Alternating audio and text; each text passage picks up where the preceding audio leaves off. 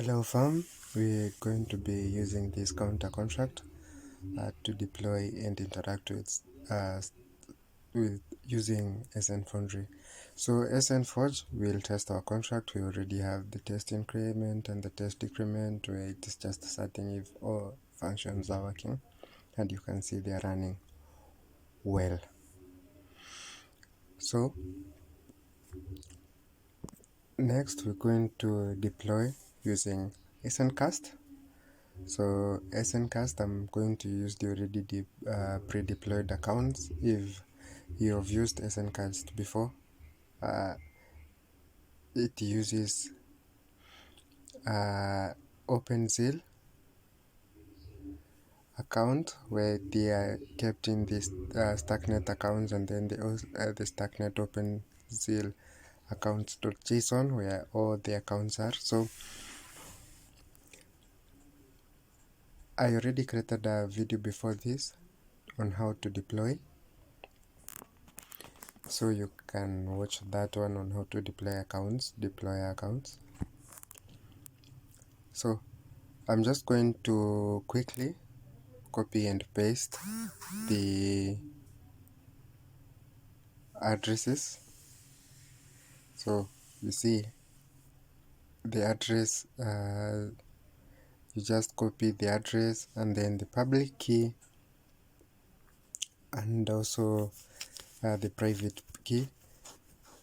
So as you can see on my stack devnet,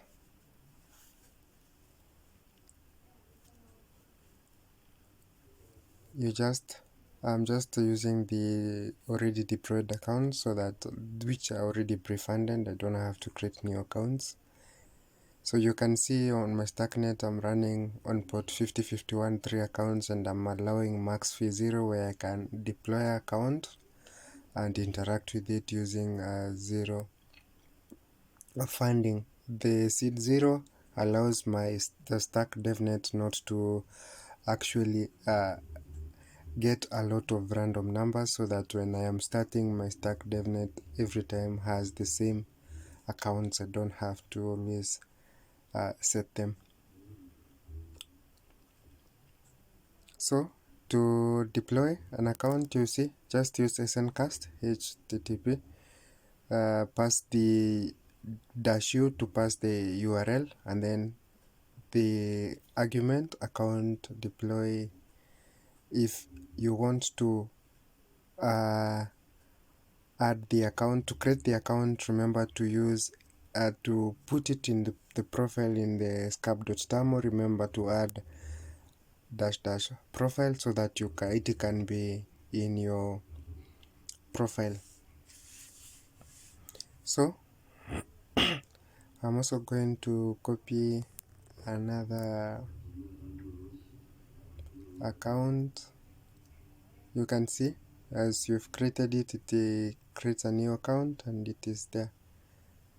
So let us copy another pre-deployed account, which we are saving as the second one. You can just copy the whole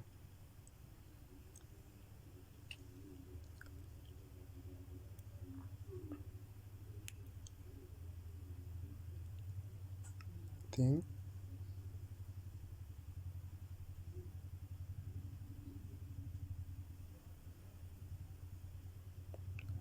So first of all, before we do that,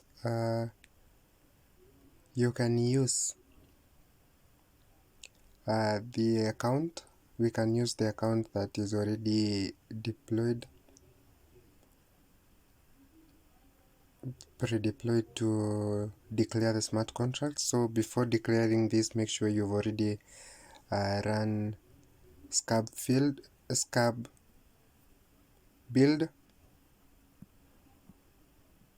so that you can get the artifact, since the sncast uses the artifact to declare the contract. So you just once you already have the profile, and then you're having a default one, sncast will automatically pick that one. So make sure you do the count and the contract name exactly as you have specified it during the creation of the contract.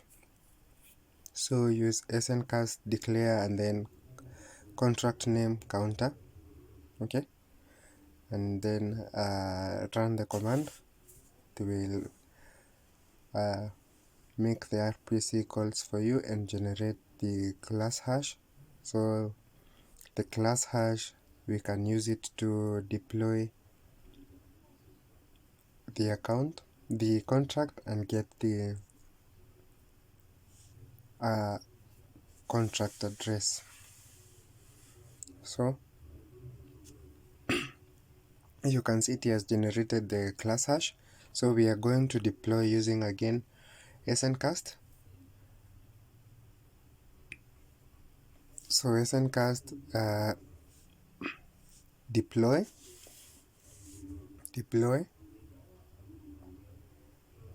then pass the class hash that has been generated,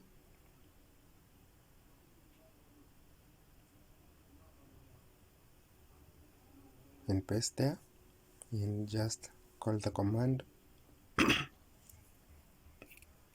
will automatically do the deployment and generate the contract address.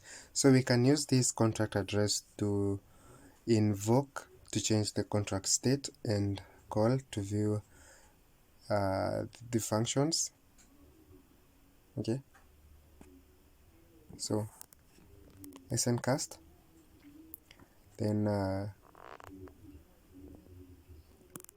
first of all, if you want to change the profile or you want to deploy using a different profile, you can just make sure you specify, you tell sncast to use a specific profile. Maybe you can have several you can have the mainnet, testnet, and local net, so you can specify. So here we are going to specify the test profile. So the test profile is the same,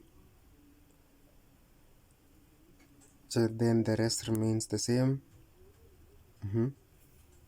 Then after that,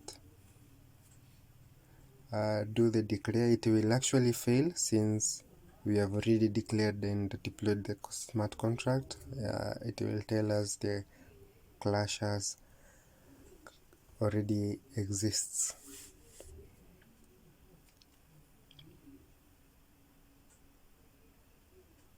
Always make sure you are using the exact name as the one on the contract, okay. Otherwise you will have problems. So you can see we are getting an error since we have already deployed and declared the contract, and you have already generated the class hash, okay.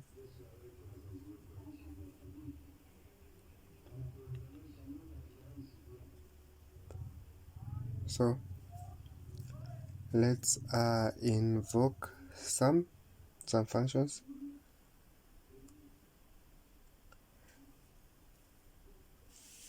Doing invoking is just you do sncast invoke if you've already declared the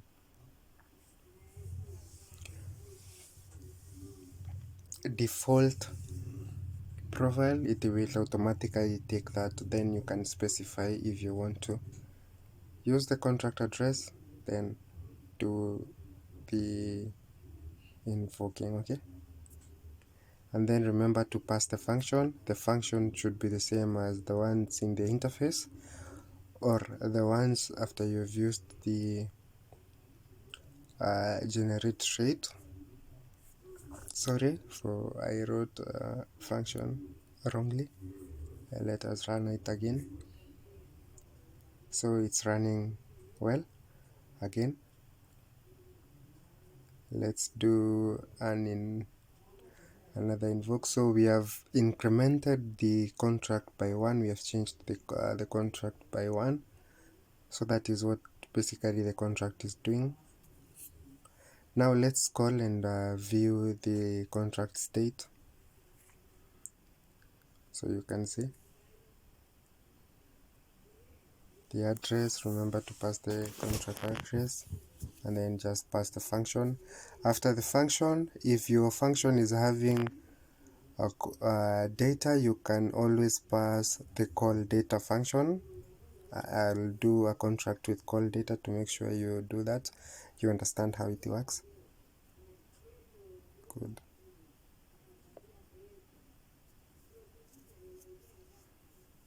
Again, call, and that is how it is working. As you can see, it is incrementing. That is how we can use SN Starknet Foundry to run our test and do smart contract calls using DevNet.